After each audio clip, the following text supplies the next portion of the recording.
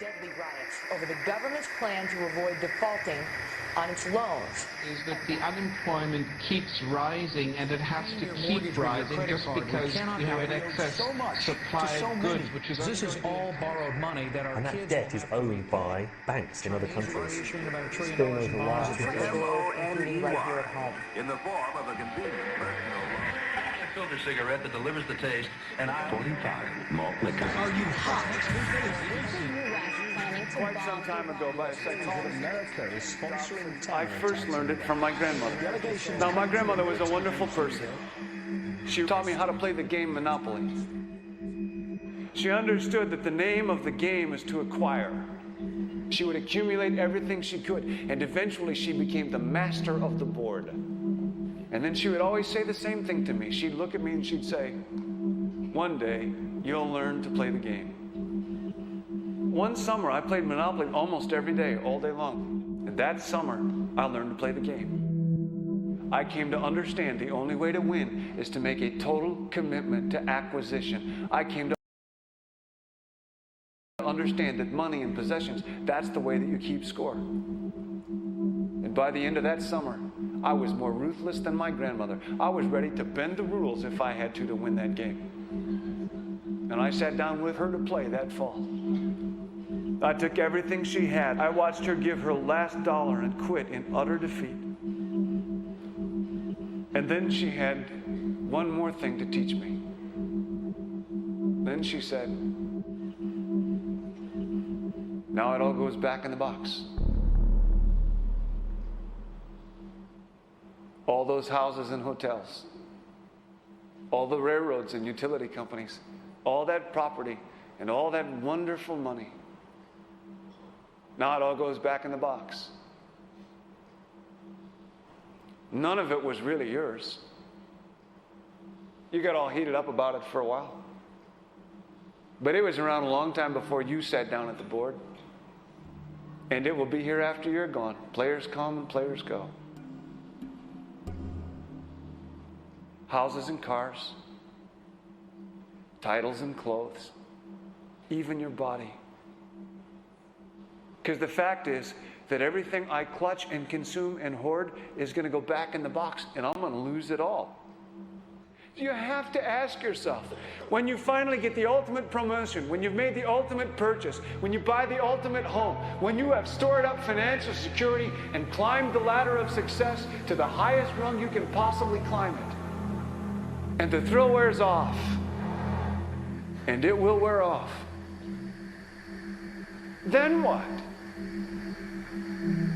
How far do you have to walk down that road before you see where it leads? Surely you understand, it'll never be enough. So you have to ask yourself the question, what matters?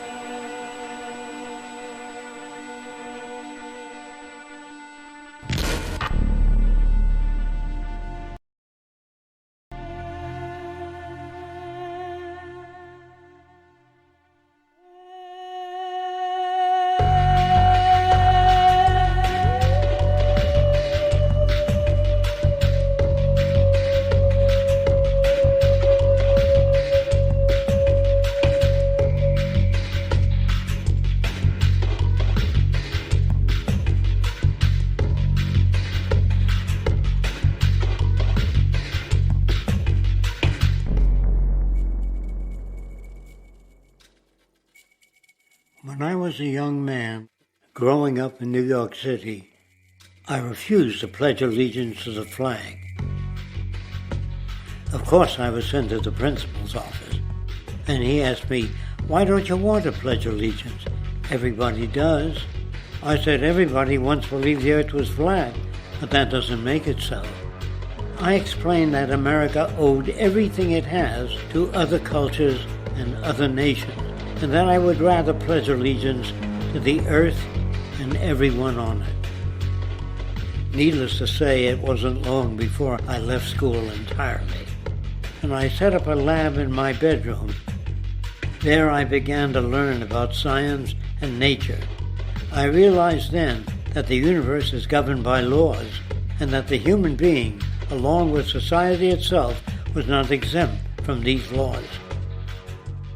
Then came the crash of 1929, which began what we now call the Great Depression. I found it difficult to understand why millions were out of work, homeless, starving, while all the factories were sitting there. The resources were unchanged. It was then that I realized that the rules of the economic game were inherently invalid. Shortly after came World War II, where various nations took turns systematically destroying each other. I later calculated that all the destruction and wasted resources spent on that war could have easily provided for every human need on the planet. Since that time, I have watched humanity set the stage for its own extinction. I have watched as the precious finite resources are perpetually wasted and destroyed in the name of profit and free markets. I have watched the social values of society be reduced into a base artificiality of materialism and mindless consumption. And I have watched as the monetary powers control the political structure of supposedly free societies. I'm 94 years old now, and I'm afraid my disposition is the same as it was 75 years ago. This shit's got to go.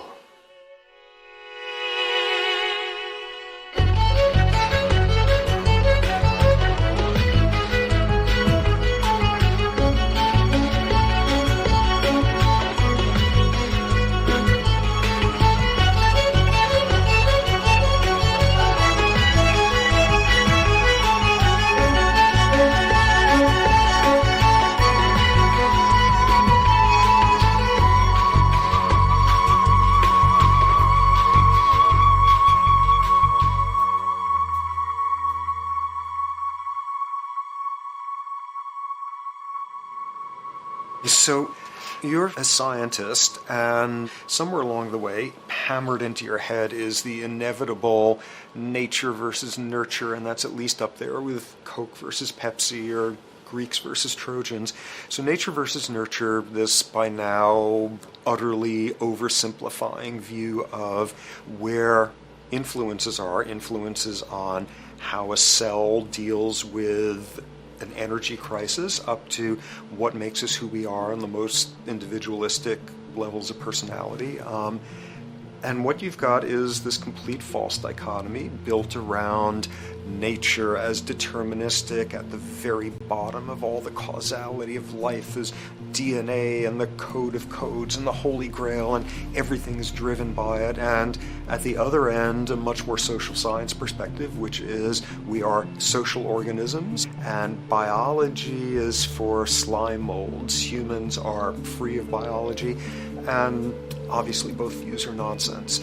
What you see instead is it is virtually impossible to understand how biology works outside the context of environment. One of the most crazy-making yet widespread and potentially dangerous notions is, oh, that behavior is genetic. Now, what does that mean? It means all sorts of subtle stuff if you sort of know modern biology, but for most people out there, what it winds up meaning is, a deterministic view of life, one rooted in biology and genetics, genes equal things that can't be changed. Genes equal things that are inevitable and that you might as well not waste resources trying to fix, might as well not put societal energies into trying to improve because it's inevitable, it's unchangeable. And that is sheer nonsense.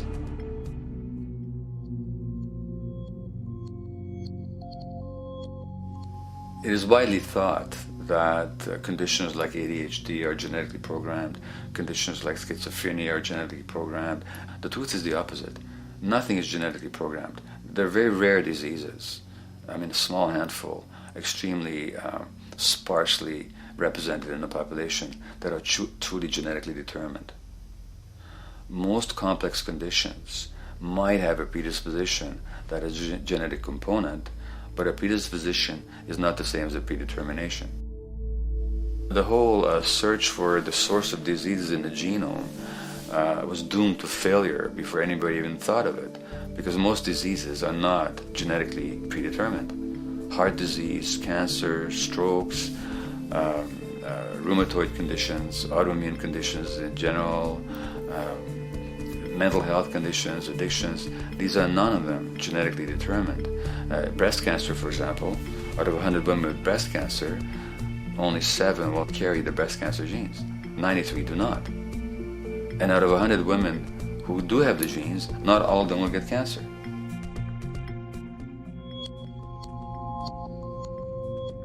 Genes are not just things that make us behave in a particular way regardless of our environment. Genes give us different ways of responding to our environment.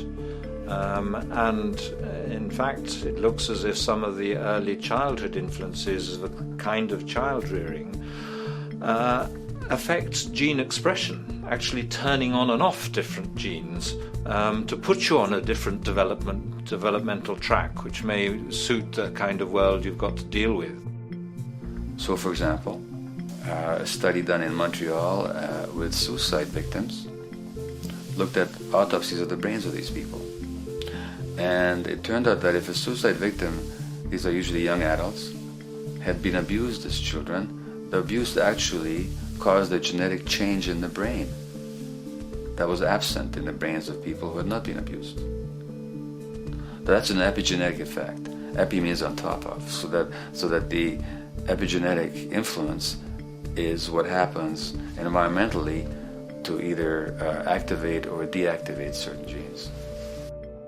In New Zealand, there's a study that was done in a town called Dunedin, in which a few thousand individuals were studied from birth up to into their 20s. What they found was that they could identify a genetic mutation, an abnormal gene, which did have some relation to the predisposition to commit violence, but only if the individual had also been subjected to severe child abuse. In other words, a child with this abnormal gene would be no more likely to be violent than anybody else, and in fact they actually had a lower rate of violence than people with normal genes, as long as they weren't abused as children. Great additional example of the ways in which genes are not be-all, end-all. Fancy technique where you can take a specific gene out of a mouse, that mouse and its descendants will not have that gene, you have knocked out that gene. So there's this one gene that codes for a protein that has something to do with learning and memory, and this fabulous demonstration, knock out that gene and you have a mouse that doesn't learn as well. Ooh, a genetic basis for intelligence. What was much less appreciated in that landmark study that got picked up by the media left and right is take those genetically impaired mice and raise them in a much more enriched, stimulating environment than your normal mice in a lab cage, and they completely overcame that deficit. So when one says in a contemporary sense that, oh, this behavior is genetic, to the extent that that's even a valid sort of phrase to use, what you're saying is there is a genetic contribution to how this organism responds to environment. Genes may influence the readiness with which an organism will deal with a certain environmental challenge. That's not the version most people have in their minds. And not to be too soapboxing, but run with the old sort of version of it's genetic, and it's not that far from a history of eugenics and things of that sort. It's a widespread misconception, and it's a potentially fairly dangerous one.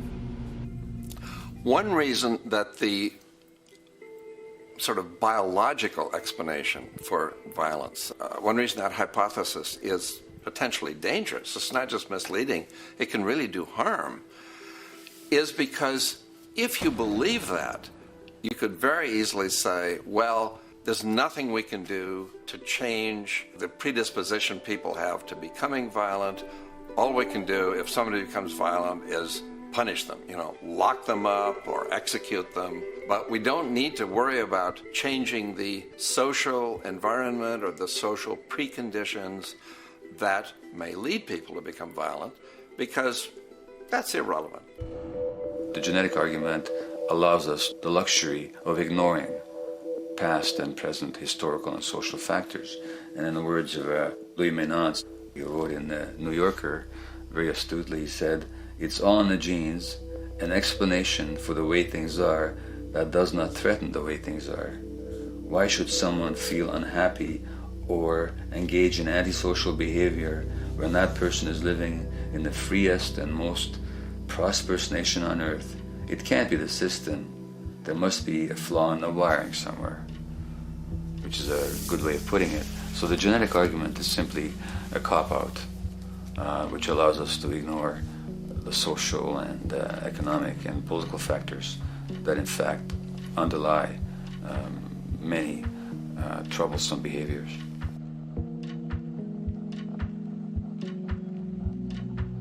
Addictions are usually considered to be a drug-related issue, but looking at it more broadly, I define addiction as any behavior that is associated with craving, with temporary relief, and with long-term negative consequences, along with an impairment of control over it, so that the person wishes to give it up or promises to do so, but can't follow through. And when you understand that, then you can see that there are many more addictions than simply those related to drugs. So there's workaholism, there's addiction to shopping, to the internet, to video games. There's the addiction to power. People have power, but they want more and more and more. Nothing is ever enough for them. Acquisition, corporations that must own more and more. The addiction to oil, or at least to the wealth and to the products made accessible to us by oil. Look at the negative consequences on the environment. We're destroying the very earth that we inhabit for the sake of that addiction. Now, these addictions are far more devastating in their social consequences than the cocaine or heroin habits of my downtown East Side patients. Yet they're rewarded and considered to be respectable. The tobacco company executive that shows a higher profit will get a much bigger reward. He doesn't face any negative consequences legally or otherwise. In fact, he's a respected member of the board of several other corporations. But tobacco smoke-related diseases kill 5.5 million people around the world every year. In the United States, they kill 400,000 people a year. And these people are addicted to what? To profit. To such a degree are they addicted that they're actually in denial about the impact of their activities, which is typical for addicts, is denial. And that's a respectable one. It's respectable to be addicted to profit no matter what the cost. So what is acceptable and what is respectable is a highly arbitrary phenomenon in our society. And it seems like the greater the harm, the more respectable the addiction.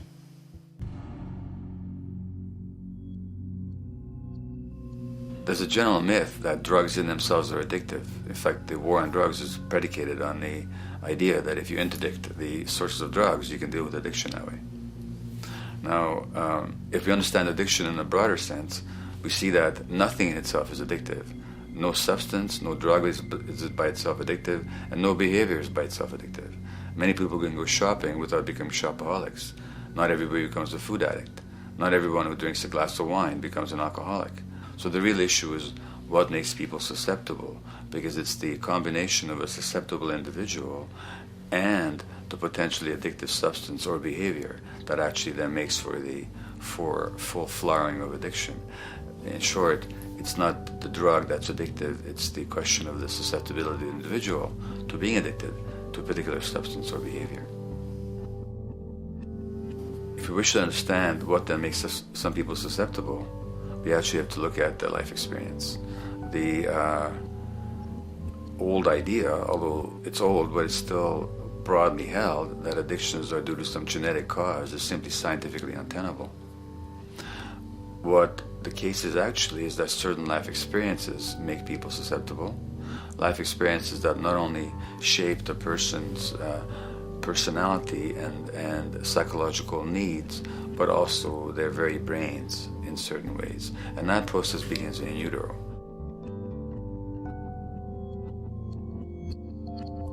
It's been shown, for example, that if you stress mothers during pregnancy, their children are more likely to have traits that predispose them to addictions. And that's because development is shaped by the psychological and social environment. So the biology of human beings is very much affected by and programmed by their life experiences beginning in utero. Environment does not begin at birth. Environment begins as soon as you have an environment. As soon as you are a fetus, you are subject to whatever information is coming through mom's circulations, hormones, levels of nutrients. Great landmark example of this, something called the Dutch hunger winter. 1944, Nazis occupying Holland. For a bunch of reasons, they decide to take all the food and divert it to Germany. For 3 months, everybody there is starving. Tens of thousands of people starve to death. What the Dutch hunger winter effect is, if you were a second or third trimester fetus during the starvation, your body learned something very unique during that time. As it turns out, second, third trimester, something that your body is going about trying to learn about the environment is, well, how menacing of a place is it out there? How plentiful? How much nutrients am I getting by way of mom's circulation? Be a fetus who is starving during that time, and your body programs forever after to be really, really, really stingy with your sugar and fat, and what you do is you store every bit of it. Be a Dutch hunger winter fetus, and half a century later, everything else being equal, you are more likely to have high blood pressure, obesity, or metabolic syndrome. That is environment coming in a very unexpected place. You can stress animals in a laboratory when they're pregnant, and their offspring will be more likely to use cocaine and alcohol as adults. You can stress human mothers. For example, in a British study, women who are abused in pregnancy will have higher levels of the stress hormone cortisol in their placenta at birth, and their children are more likely to have conditions that predispose them to addictions by age 7 or 8. So in utero stress already prepares the ground for all kinds of mental health issues. Israeli study done prior on children born to mothers who were pregnant prior to the onset of the 1967 war. These women, of course, are very stressed, and their offspring have a higher incidence of schizophrenia than the average cohort. So there's plenty of evidence now that prenatal effects have a huge impact on the developing human being.